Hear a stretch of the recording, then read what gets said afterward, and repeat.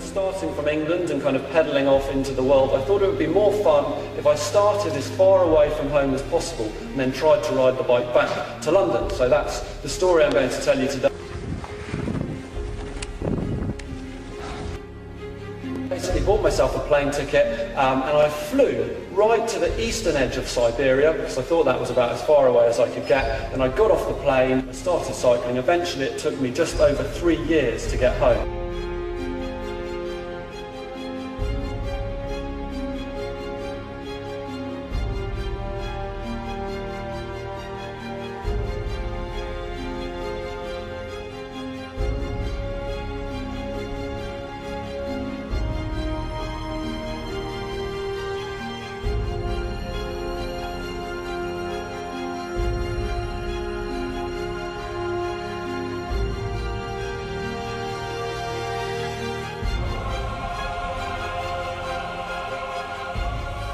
Further and further we went, more and more into the wilderness. Sometimes now we were seeing almost no people for several days at a time. Some days we didn't see a single car, a single person, a single house, just total desolate emptiness that we were going on, and the temperature just kept getting colder and colder until one morning we got off the bike, looked at the thermometer on my handlebars, and the temperature had dropped. You can see from 0 at the top down to minus 10, 20, 30, 40, minus 40 degrees, which is in fact where centigrade and Fahrenheit meet. So minus 40, whichever way you look at it. If you're interested to know what it feels like at minus 40, a little experiment you can do later when you go home. Open your freezer door, put your hand in to get your ice cream out of the freezer.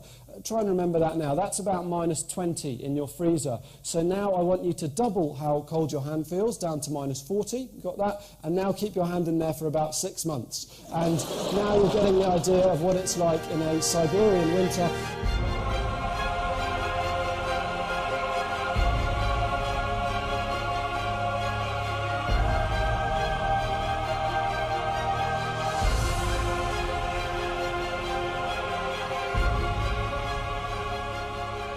The third day, the road turned into a little track through the jungle. There were no maps, there were no road signs.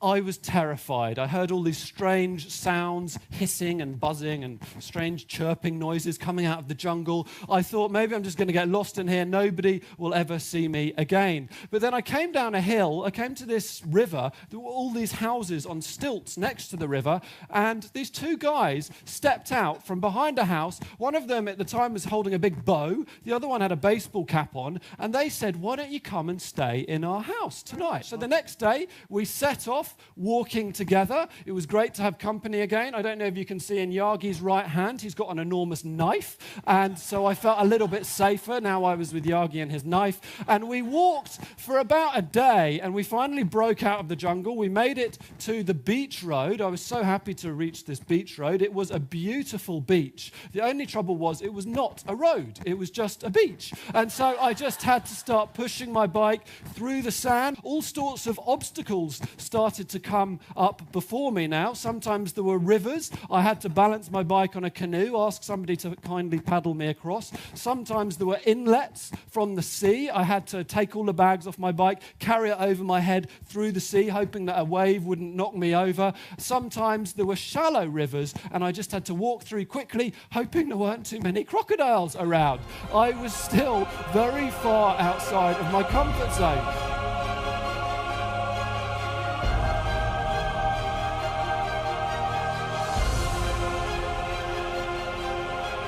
On our adventures in life, we need to set ourselves specific goals. I needed, on this expedition, a long-term goal. I was trying to get to Hong Kong. It was great to have that as my ultimate goal. But if I only ever thought about getting to Hong Kong, that would be a very depressing thought on my first day. I had a very long way to go. So I needed medium-term goals. Where am I trying to get this week? And I needed a short-term goal. What is my goal for today? How many kilometers do I need to walk today in order to be on track for that grand goal?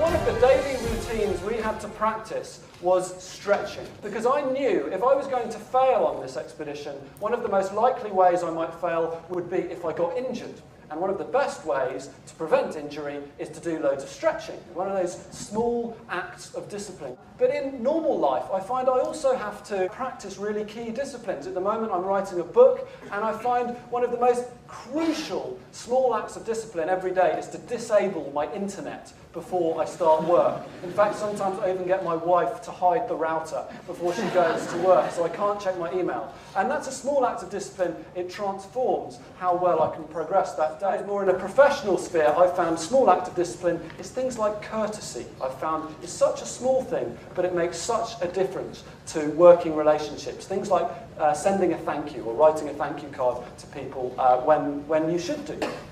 Live your life as an adventure, take these attitudes of adventure, and even if you don't think you're the smartest, the bravest, the strongest, don't let that hold you back.